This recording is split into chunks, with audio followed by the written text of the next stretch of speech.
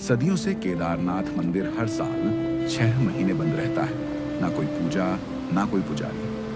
फिर भी मंदिर के भीतर एक दिया बिना बुझे जलता रहता है। आखिर कौन सी शक्ति है जो मानव अनुपस्थित होने पर भी इसकी रक्षा करती है? इतिहास कहता है ये मंदिर लगभग 400 साल तक पूरी तरह बर्फ में दबा रहा, लेकिन फिर भी इसकी संरचना नहीं टूटी, ना ही शिवलिंग को कोई क्षति पहुंची। इतनी बर्फ में भी मंदिर का अस्तित्व कैसे बचा रहा? विज्ञान भी अब इसके भूगर्भीय स्थान को एक प्राकृतिक सुरक्षा कवच मानता है, जहां चारों तरफ ऊंचे पर्वत, ग्लेशियर और चट्टानें इस मंदिर को ढाल की तरह बचाती हैं। 2013 में जब पूरी केदारनाथ घाटी तबाह हो गई थी, तब भी मंदिर के पीछे एक विशाल शिला, जिसे आज भीमशिला कहा जाता है, अचानक आकर मंदिर को पूरी बाढ़ से बचा गया। क्या यह संयोग था?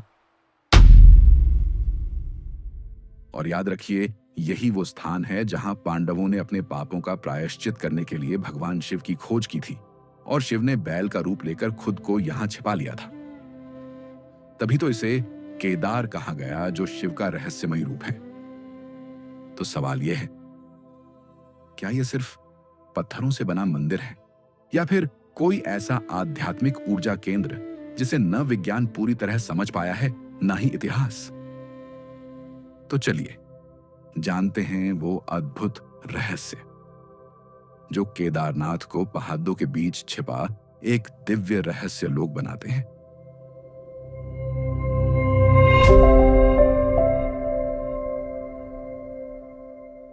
महाभारत का युद्ध समाप्त हो चुका था। धर्म की जीत हुई थी।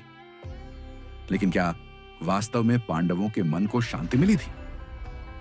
उन्होंने युद्ध तो धर्म के लिए लड़ा, लेकिन उस युद्ध में जिन लोगों का वध हुआ, उनमें भीष्म पितामह जैसे ब्रह्मज्ञानी, आचार्य द्रोण जैसे गुरु और कर्ण जैसे दानवीर शामिल थे।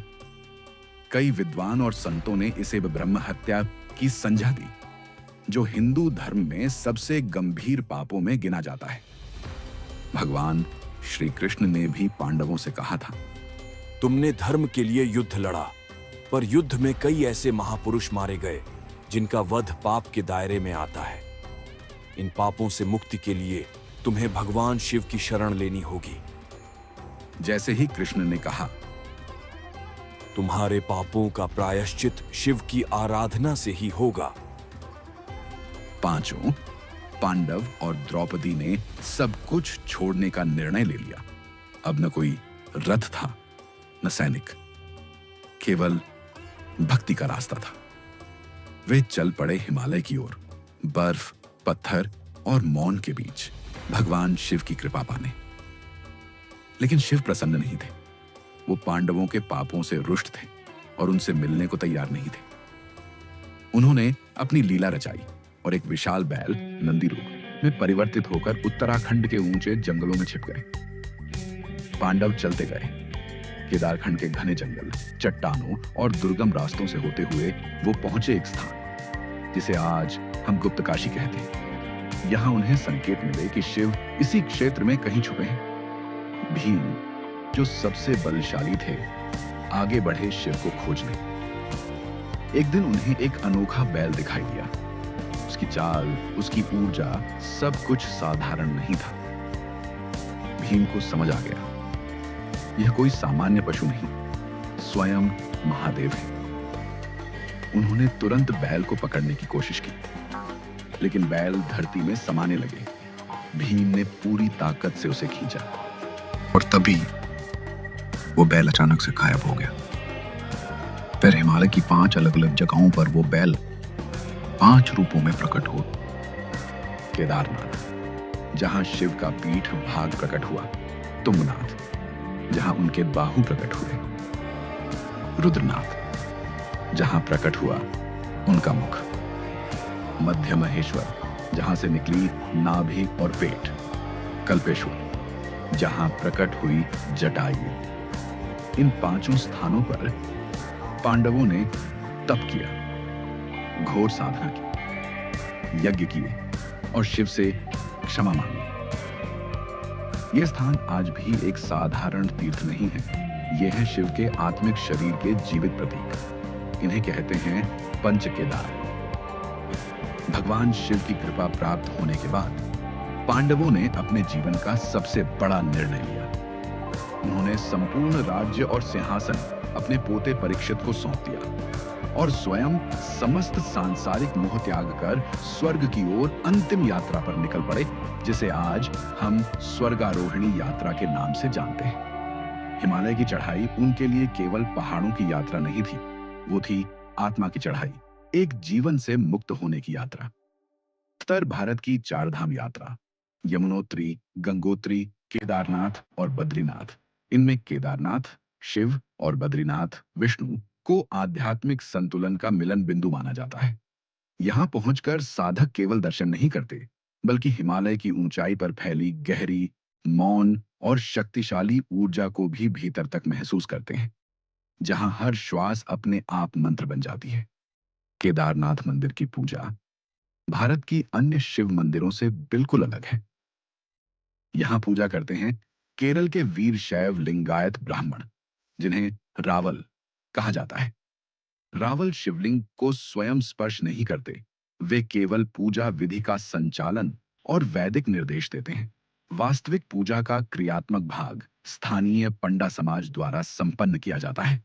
यह अनूठी व्यवस्था आदि शंकराचार्य द्वारा स्थापित की गई थी, जिसका उद्देश्य था उत्तर और दक्षिण भारत को आध्यात्मिक रूप से एक सूत्र में बांधना। आज भी जब सर्दियों में मंदिर के पट बंद होते हैं, तो भगवान की उत्सव डोली ऊखीमठ ले जाई जाती है और उस संपूर्ण यात्रा में रावल ही मुख्य आध्यात्मिक मार्गदर्शक होते हैं। जब आप केदारनाथ मंदिर के सामने खड़े होते हैं, तो सबसे पहले मन यही पूछता है, इतनी ऊंचाई पर हजारों साल पहले ये पत्थर किसने और कैसे जोड़े? ऐसा माना जाता है कि वर्तमान मंदिर का पुनर्निर्माण 8वीं शताब्दी में आदिगुरु शंकराचार्य ने करवाया, लेकिन इसकी मूल संरचना इससे भी कई शताब्दियों पुरानी मानी जाती है। कुछ विशेषज्ञ तो इसे वैदिक काल तक जोड़ते हैं।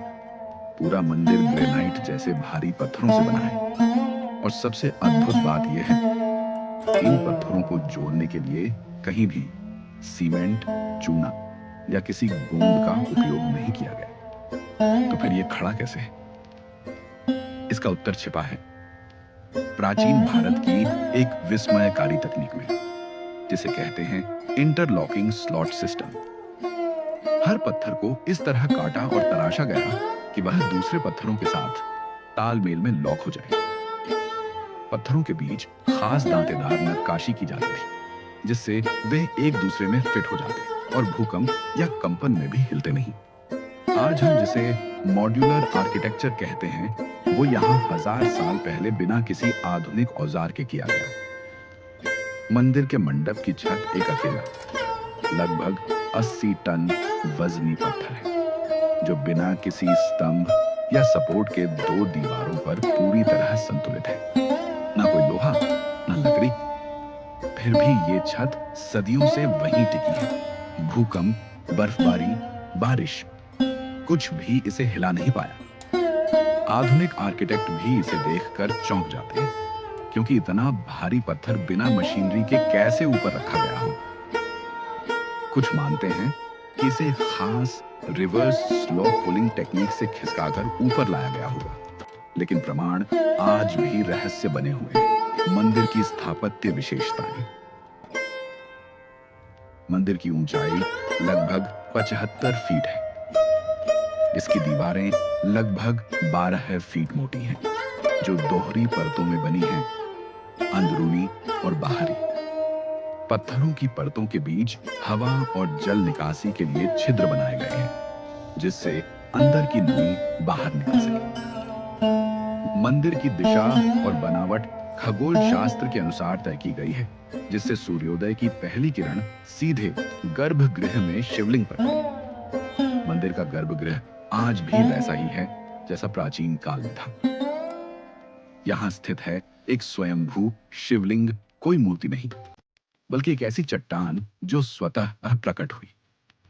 गर्भगृह के भीतर कोई सजावट नहीं, सिर्फ मौन, अंधकार और एक कंपन। जो हर भक्त को ये एहसास कराता है कि शिव यहां केवल पूजे नहीं जाते, शिव यहां विद्यमान है। आज तक कोई वैज्ञानिक स्पष्ट नहीं बता पाया कि इतनी भारी संरचना इतनी सटीकता से कैसे बनी, कैसे उठी और अब तक कैसे टिके हुए हैं। लेकिन साधक कहते हैं जहां तर्क रुकता है, वहां से शिव की लीला शुरू होती है। इस मंदिर को देखकर लगता है ये सिर्फ पत्थरों का ढांचा नहीं है, बल्कि आस्था, विज्ञान और ब्रह्म रहस्य तीनों का संगम है। और शायद इसीलिए ये मंदिर नहीं, शिव का जीवित निवास कहा जाता है। आपको जानकर हैरानी होगी कि केदारनाथ मंदिर एक या दो बार नहीं, बल्कि सदियों तक भयंकर प्राकृतिक परिस्थितियों का सामना करता रहा है। इतिहासकार और भूगर्भ वैज्ञानिक मानते हैं कि 1200 से 1700 ईस्वी तक लगभग 400 सालों तक पूरा मंदिर क्षेत्र बर्फ और ग्लेशियर की मोटी परतों के नीचे दबा रहा। इस काल को वैज्ञानिक लिटिल आइस एज कहते हैं, जिसमें हिमालयी क्षेत्रों में बर्फबारी अत्यधिक बढ़ गई थी। लेकिन चौंकाने वाली बात यह है कि इस बर्फ के नीचे दबे रहने के बावजूद न मंदिर की संरचना टूटी, न शिवलिंग हिला। जब बर्फ पिघली तो मंदिर वैसा का वैसा ही खड़ा था, मानो कोई अदृश्य शक्ति उसकी रक्षा कर रही हो। और फिर आया 2013, विनाश की रात। 16 और 17 जून 2013 ये वो तारीखें हैं जब इतिहास फिर से कांप गया। तेज बादल फटने से मंदाकिनी और सरस्वती नदियां उफान पर आ गईं। पहाड़ टूटे, रास्ते बह गए, हजारों लोग देखते ही देखते लापता हो गए। पूरा केदारनाथ शहर तबाह हो गया। भक्तों के आश्रय, धर्मशालाएं, दुकानों की कतारें, सब कुछ बर्बाद हो गया। जब अगली सुबह हेलीकॉप्टर से सेना के जवान पहुंचे तो उन्होंने जो देखा वह चमत्कार से कम नहीं था।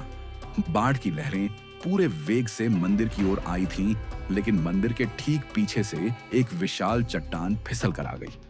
इस चट्टान ने पानी और मलबे को मंदिर की दीवार से टकराने नहीं दिया, बल्कि बहाव को दो तरफ मोड़ दिया। इस पत्थर को आज भीमशिला कहा जाता है। कोई कहता है यह प्राकृतिक संयोग था, लेकिन श्रद्धालु कहते हैं यह भीम की आत्मा थी, जो शिव के धाम की रक्षा के लिए आई। इस घटना के बाद वैज्ञानिकों ने भी स्वीकार किया कि यदि वह चट्टान कुछ मीटर इधर उधर होती तो मंदिर भी पूरी तरह नष्ट हो सकता था। जब आप भारत के नक्शे पर केदारनाथ से लेकर रामेश्वरम तक सीधी रेखा खींचते हैं तो एक चौंकाने वाली बात सामने आती है। ये रेखा एकदम सीधी जाती है उत्तर से दक्षिण तक, और इस रेखा पर स्थित हैं केवल दो नहीं बल्कि 4 प्रमुख ज्योतिर्लिंग। केदारनाथ उत्तराखंड, महाकालेश्वर उज्जैन मध्य प्रदेश, ओंकारेश्वर नर्मदा तट मध्य प्रदेश, रामेश्वरम तमिलनाडु। चारों शिव के निवास स्थान, चारों एक ही सीध में और चारों ऊर्जा के तीव्रतम केंद्र। क्या यह केवल संयोग है? प्राचीन भारतीय आर्षि और आधुनिक ऊर्जा शोधकर्ता इस सीधी रेखा को कहते हैं लेलाइन, यानी ऊर्जा की अदृश्य धुरी। ये वो स्थल होते हैं जहां पृथ्वी की चुंबकीय और आध्यात्मिक ऊर्जा एक खास प्रवाह में बहती है।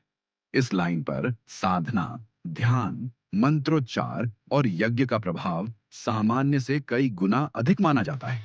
यही कारण है कि प्राचीन काल में मंदिरों का निर्माण सिर्फ धार्मिक आधार पर नहीं, बल्कि ऊर्जा के प्रवाह के अनुसार किया जाता था।